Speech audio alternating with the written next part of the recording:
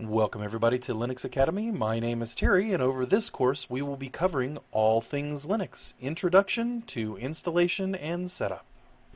So as we all know, when we install Ubuntu since version 11.04, they've changed from the typical default desktop environment from GNOME or KDE to one that they developed themselves called Unity, and this is what Unity looks like.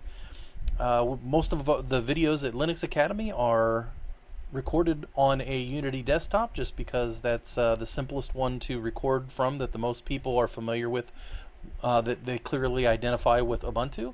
But in this case, we have a full screen terminal up. So you'll notice a number of differences between GNOME and KDE, which we'll also cover in subsequent videos. And one is this taskbar on the left-hand side. This taskbar on the left-hand side it has dockable icons. All of these icons can be added or removed from what they call the launcher.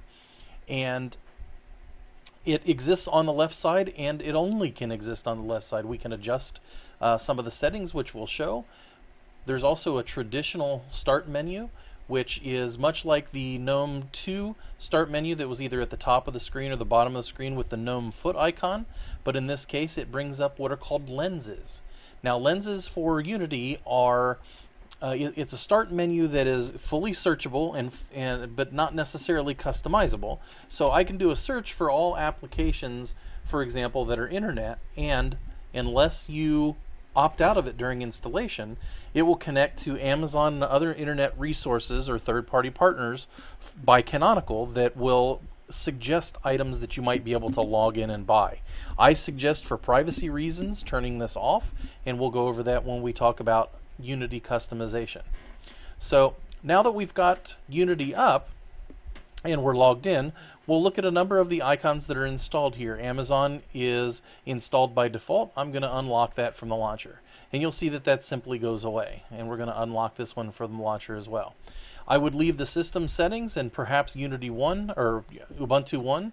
Ubuntu 1 is the cloud drive solution for Ubuntu systems. It gives you 5 gigabytes for free, so I'd recommend you go ahead and pick that up if you use Ubuntu or any other version of Linux for that matter, but Ubuntu is the only one that offers a native client. I would use it since 5 gigabytes is a fair amount of storage for free.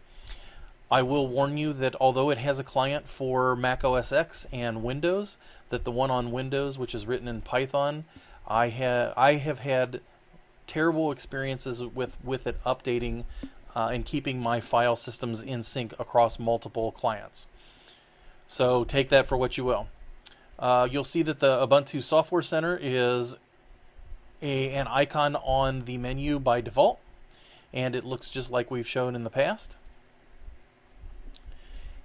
And our terminal is full screen, so we can do an update just like we normally would.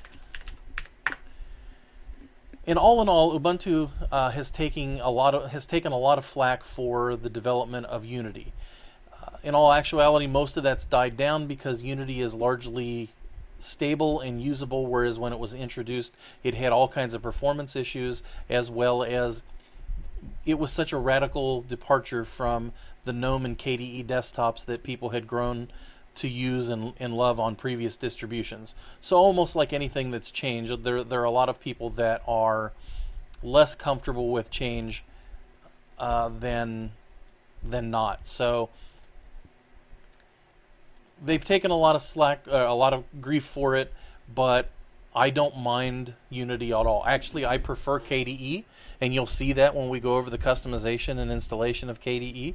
But GNOME 3, which again is such a radical departure from GNOME 2, has taken a lot of grief for its radical departures, but it looks really cool. The performance is a little suspect, but I expect that will eventually work itself out.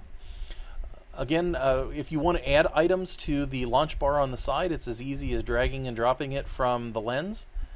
And this is the default lens for searching.